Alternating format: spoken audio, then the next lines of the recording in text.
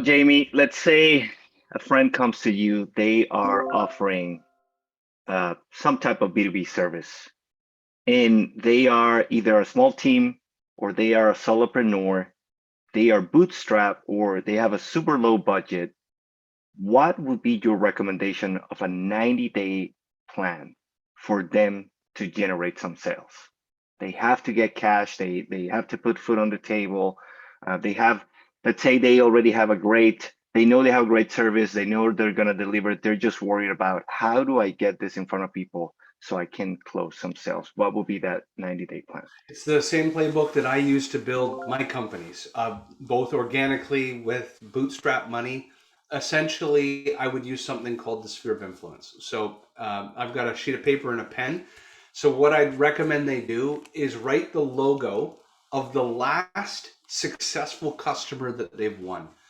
Now, you as a startup, you at least have to have one customer. If you don't have a singular customer, then you don't even know if this can be sold. So let's assume that you have a singular customer. So in the instance of my company, Pipeline Signals, in the center of the sheet of paper, I would write down my happy, successful customer right now is Snowflake, the technology software company.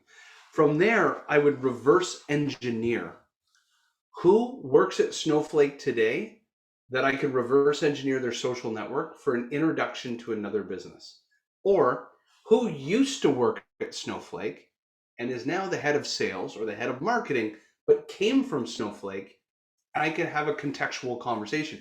I have a compelling event and a reason to reach out because they know the inner workings of Snowflake, my customer, and thus they could envision what our successful solution would look like in their business.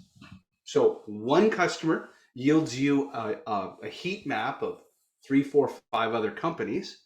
Then you go win account number 2. You draw a circle around it. You do the sphere of influence, and you cookie cut this.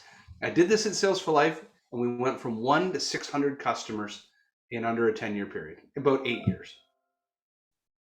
Wow, yeah, I've never thought about it that way. But that makes a lot of sense because then you have a lot of trust with whoever you touch on You're that. telling stories to people that are within 1 degree of separation of your initial story.